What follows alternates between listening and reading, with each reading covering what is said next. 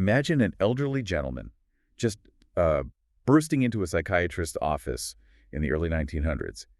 He is completely frantic. Oh, yeah, like full-blown panic. Exactly, because his cash box is missing over 100 francs, and he suspects the thief is the 18-year-old boy who lives with him, his own ward. Right. But he doesn't have, a single shred of physical evidence. And he is absolutely terrified of a police scandal. I mean, he wants to spare the boy's respectable family from all that public shame. Which makes sense for the time. Totally. So he makes this rather extreme demand of the psychiatrist. He actually begs the doctor to hypnotize the boy and extract a confession while the kid is under. Right, because the Guardian was basically looking for a magical shortcut to the truth. I mean, treating this brand new emerging field of psychiatry like it was some kind of dark art of mind control. Yeah, like a magic trick. Exactly. But the doctor, to his credit, firmly refused the hypnosis request. He viewed it as just a parlor trick that really had no place in serious medical practice. But he did offer a completely different solution, one that would, well, end up making history. Welcome to this deep dive. Today we are opening up the archives of early 20th century forensic psychology. I am so glad you are joining us for this one. It is a really fascinating era. It really is. Our mission today is to examine two clinical documents from the early 1900s that capture the birth of what was called the psychological diagnosis of facts. We're going to look at how these early psychiatrists grappled with uncovering hidden truths. Yeah, and navigating that incredibly messy intersection of, mental illness, criminal justice, and morality. Right. We will explore two cases today. First, an early precursor to the lie detector used to catch a teenage thief. And second, the completely bizarre case of a serial swindler named Mrs. Z, whose actions sparked a really fierce debate over the legal definition of insanity. It's quite the lineup. It is. Okay, let's unpack this. So the doctor refused the hypnosis, but he still had a suspected teenage thief to catch. Right, so he proposed a psychological trap, and it was brilliantly disguised as just a routine medical appointment. Sneaky. Very. The teenager had previously mentioned wanting to consult a doctor for some mild nervous troubles, so the psychiatrist instructed the Guardian to bring the boy in for a standard consultation for these nerves. Just a totally normal checkup. Exactly. But he promised the Guardian that during this seemingly normal exam, he would find out if the boy was actually the thief. I am fascinated by the mechanics of this trap. I mean, how does a doctor in the early 1900s extract a confession from a Guardian teenager without using hypnosis or like a police interrogation? Well, he utilized a word association experiment. Now, to be fair to the historical timeline, the doctor in our source material didn't invent the concept of word association. Pioneers like Francis Galton and Wilhelm Wundt developed the foundational experiment. But this specific doctor, who was representing the famous Zurich Clinic alongside a colleague named Ricklin, he utilized a groundbreaking new framework. They called it the feeling-toned complex. Okay, that phrase, feeling-tone complex, sounds very, very clinical. Let's break down what that actually means for the teenagers sitting in that exam room. So the methodology was deceptively simple. The doctor prepared a standard list of 100 stimulus words. The patient is instructed to apply to each word as quickly as possible with the very first word that comes to mind. Oh, okay, like a rapid-fire game. Exactly. But hidden inside that long, mundane list of words were critical traps, specific terms that were intimately related to the details of the missing cash box and those stolen francs. Right, so it operates like a psychological tripwire. You're walking through a field of totally normal words, like the doctor says apple, you say tree, he says sky, you say blue, and your brain is just tossing back the first association with zero effort. Your conscious defenses are completely lowered because the rhythm is so fast. Right, you're just in the zone. But then, out of nowhere, the doctor drops a word like cash box. Yeah. Like a 1900s cognitive truth serum. And when that critical word hits, if you are guilty, it strikes that feeling-toned complex. Oh, wow. Yeah. The brain of the guilty teenager instantly connects the word cash box to the memory of the theft, the emotional intensity of that secret. The fear, the guilt, all of it. Right. The adrenaline surges. His unconscious brain immediately tees up words like stolen or money or hidden. But his conscious mind suddenly slams on the brakes because the teenager realizes he is about to incriminate himself. Exactly. He has to suppress that immediate truthful association and frantically search his vocabulary for a neutral word. He has to say something harmless like metal or heavy. And that internal censorship, that frantic search, it takes time. It causes a measurable delay in reaction time, sometimes lasting several seconds. That is brilliant. It really is. Or, in his panic, the patient might just blurt out a highly unusual, completely nonsensical word association. The emotional weight of the feeling tone complex completely disrupts the normal cognitive flow, And the doctor's just sitting there. just quietly measuring these hesitations and anomalies. So, the boy comes in for his fake nerve consultation, completely unaware he is stepping into a cognitive minefield. The doctor runs the 100 words. What happens? The results were undeniable. I mean, the boy's associations explicitly revealed the theft complex. His reaction time spiked dramatically on the critical words. Wow. The hesitation, the awkward word choices, the data just painted a glaring picture of guilt. So the doctor reviewed the results, turned to the young man, and stated with absolute confidence, "You have been stealing." And the teenager completely crumbles. The source describes him turning pale, sitting completely nonplussed for a moment, and then just breaking down into tears and confessing to the entire theft. The tripwire worked perfectly. It was a massive victory for the psychological diagnosis of facts, because it proved that a structured clinical experiment could bypass a subject's conscious defenses. Right, to establish objective guilt without any coercion. Exactly. Now, reading through this triumph in the source material, I was completely blindsided by a sudden detour the author takes. Right in the middle of explaining this groundbreaking scientific victory, the text descends into an incredibly petty academic turf war. Oh my goodness, yes, it is so funny. The author takes an entire paragraph to vent his frustrations about two other researchers. Wertheimer and Klein. Right, Wertheimer and Klein. Yeah. Apparently, these two published an article in an archive for criminal anthropology where they kind of postured as the discoverers of this diagnostic method. Well, I bet that went over well. The author is absolutely furious. He emphatically points out that Galton and Wundt invented the experiment, and the feeling tone complex is the strict intellectual property of the Zurich Clinic. He practically scolds them. He does, for not having the decency to cite the workers who came before them. It is oddly comforting to know that the founding figures of modern psychiatry were still, totally susceptible to academic jealousy and footnote battles. Oh, definitely. Humans are humans. Right. So the word association test was a brilliant mechanism for catching a thief. But knowing who committed a crime is really only half the battle. The word association test can solve the who. Right. But the much harder question, the one that really fractured the psychiatric community a few years later, is what happens when the who is already entirely obvious, but the psychological why is a complete chaotic mystery. And that shifts the burden of the diagnosis of facts from simply finding the guilty party to determining if that guilty party is legally and morally responsible for their actions. Enter Mrs. Z. This second historical case from our sources is just a labyrinth of deception. Mrs. Z was a serial swindler. Look at the sheer scale of her frauds for a second. It's extensive. She conned 2 women out of 200 marks. She defrauded another individual out of 4,000 francs, and yet another out of 700 francs. And her method was remarkably consistent across the board. Right. She would approach these victims claiming she held a winning ticket for the Hungarian state lottery. Sometimes she referred to it as the Budapest lottery. Yeah. Yeah. And she claimed this ticket had drawn a staggering prize, up to 270,000 francs. Which is a fortune back then. A massive fortune.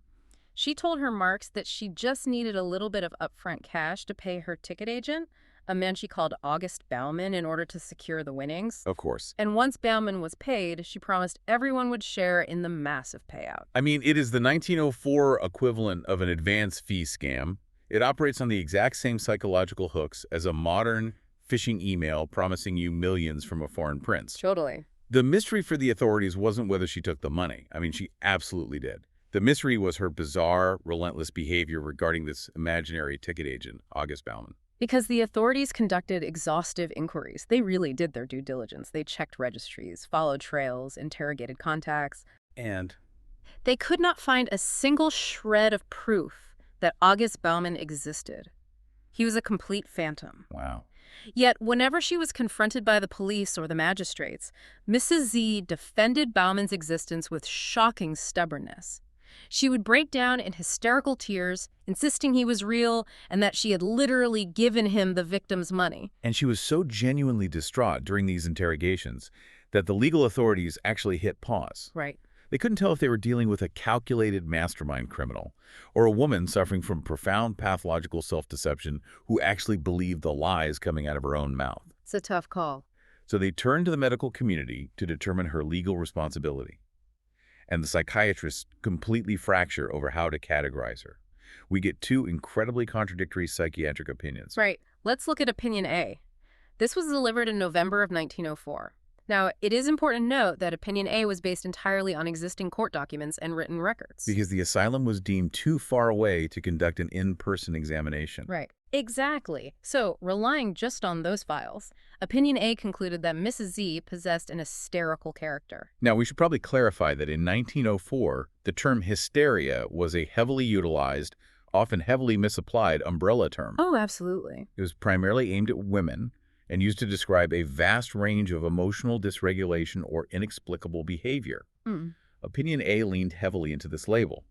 They concluded that her obsession with Baumann was a true pathological self-deception.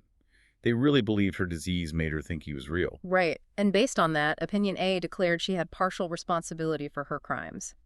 Their logic really rested on the idea that constitutionally hysterical people habitually invent stories. Okay. The disease basically strips away the normal cognitive checks and balances that prevent an average person from lying and cheating.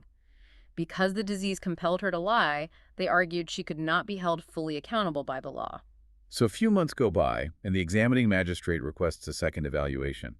Opinion B is delivered in March of 1905. And unlike the first group, the doctors behind Opinion B spent several months observing Mrs. Z directly in an asylum setting. Their conclusions about who she was were vastly different and, frankly, much harsher. Way harsher. Opinion B dug deeply into her personal history and found a pattern of what they termed crass egotism. Crass egotism. That is a phrase. They documented a history of her swindling her own husband and her fiancé. They described her as hopelessly pleasure-seeking, extravagant, and operating with absolutely no moral restraints. Basically, they painted a picture of a ruthless, morally defective psychopath who left a trail of financial destruction everywhere she went. They did. They acknowledged all of this terrible behavior. They admitted she was an absolute menace to society, but their final conclusion took a massive leap. Okay, what was it? Opinion B argued that all of these lies, all of these calculated frauds, were simply symptoms of her severe underlying hysteria. Because her crimes were symptoms of an illness, Opinion B declared her totally irresponsible. Wait, they wanted to declare her legally insane. Yes. They determined her condition was incurable because it was, baked into her personality, and they recommended permanent internment in a closed institution to protect society from her schemes. Okay, here's where it gets really interesting, because I have to push back hard on Opinion B's logic. Go for it. If a person exhibits crass egotism, swindles their own family, manipulates strangers out of thousands of francs to fund a lavish lifestyle, how does slaving the medical label of hysteria over that behavior magically absolve them of all moral responsibility? Right. That feels less like a medical diagnosis and more like a massive legal loophole. You're essentially saying bad behavior is just a symptom, so no one is ever guilty. Well, you are mirroring the exact philosophical crisis that the author of our source document faced. He was called in to provide a third, pie-breaking opinion. Oh, okay. He had to look at the conflicting conclusions of Opinion A and Opinion B and find a way to disentangle Mrs. Z's cognitive state from her moral compass. And he agreed with your pushback. He did. He did. He completely dismantled the logic of Opinion B by drawing a sharp, fundamental line between a moral defect, which he defined as the literal absence of moral feeling, and the medical condition of hysteria. So he argued that these are two entirely separate things that just happen to be coexisting inside Mrs. Z. Yes. He introduced a critical distinction between quantity and quality. Okay, break that down for us. He explained that hysteria is a condition that determines the quantity of emotion. The effects are exceedingly powerful, unpredictable, and overwhelming. But the hysteria does not determine the quality of the person experiencing those emotions. Precisely the point the author made. The patient's underlying character determines the quality. Right. Hysteria never creates a moral defect out of thin air. If a soft-hearted, empathetic person develops hysteria, they do not suddenly morph into a calculating fraudster. They simply become a more emotionally volatile, easily distressed version of a kind person. That makes total sense. Right. But if a ruthless, morally vacant person develops hysteria, the illness merely amplifies their existing ruthlessness. So hysteria is basically an emotional volume knob, not the radio station itself. That is a great way to put it. It is a broken volume knob stuck on maximum, but the music being broadcast out of the speakers is still Mrs. Z's own crass egotism and greed. The illness just makes her underlying tune louder and more chaotic. That is an excellent way to visualize the author's theory. The illness amplifies the character, it doesn't replace it. And to test this theory, the author actually conducted a rigorous personal interview with Mrs. Z while she was in prison. And during that interview, she completely gave the game away, didn't she? She really did. She admitted that her most recent fraud was committed purely on purpose, strictly to obtain money for herself. She detailed a specific incident where she told a victim she had to travel to the town of K to pay Baumann for the lottery tickets. Right.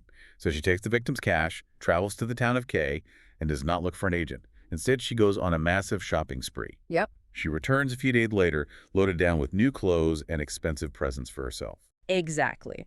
Baumann played absolutely zero part in that specific fraud, and she admitted it to the doctor. She knew exactly what she was doing. Yet, incredibly, even after confessing this, she sat in her prison cell, crying copious tears, stubbornly maintaining that Baumann was a real person. The author actually notes in the text that she possessed an uncanny gift for play acting.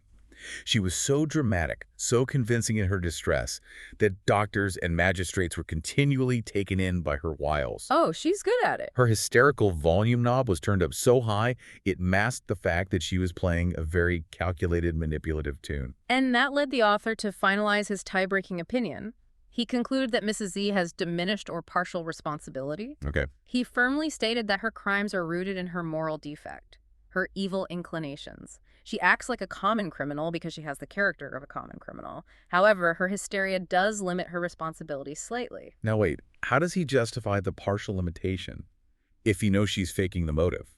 Like, if she knows what she's doing? Because the overwhelming emotional moods generated by the hysteria prevent her from calmly reflecting and resisting those passing impulses the way a neurologically healthy person could. I see. Yeah, she has a genuine disorder affecting her impulse control, but she is still the one choosing to execute the elaborate frauds. So what does this all mean? We arrive at this incredibly nuanced, beautifully argued psychiatric diagnosis. But it creates a massive, tangible problem for the justice system. Where does a partially responsible serial swindler actually belong? Does she go to a prison or does she go to an asylum? And the source document pivots right here from clinical psychology into a passionate, almost aggressive debate about social policy. Oh, yeah. The author issues a stark warning against Opinion B's recommendation to lock Mrs. Z in an asylum permanently. He argues that if the legal system starts categorizing all moral defectives, the habitual swindlers, the manipulators, the pathological liars, as legally insane, the lunatic asylums of the country will become choked with common criminals. He uses his own hospital, the famous Burghölzli Asylum in Zurich, as his primary evidence for this. He writes that adding just one more criminal of Mrs. Z's caliber to their wards would make the situation quite impossible. He was fiercely protective of the asylum's therapeutic environment. He argued that mixing manipulative, fundamentally sane but evil criminals with genuinely mentally sick patients completely poisons the tone of the entire hospital. Which makes sense. You have vulnerable people there. Exactly. It destroys the institution's reputation. He uses incredibly vivid language, warning that respectable families would become terrified to send their unfortunate, mentally ill relatives into what he called the villainous hubbub of a criminal ward. Villainous hubbub. You do not see phrases like villainous hubbub in modern medical journals, but it paints such a clear picture of the chaos a person like Mrs. Z brings into a space designed for healing. If we connect this to the bigger picture, the author is drawing a hard boundary to protect his profession. He is telling the legal system, hey, doctors must not let the asylum become the executive organ of criminal law. Right. Just because society is frustrated and wants a convenient, quiet place to dispose of incorrigible people doesn't mean the psychiatric hospital should serve as the dumping ground. Exactly. He argued that psychiatry cannot cure a moral defect. Putting a swindler in a hospital doesn't make the swindler better. It merely ruins the hospital. Wow. His ultimate takeaway is a demand that society reforms its own criminal justice laws to handle individuals who fall into this gray area of partial responsibility.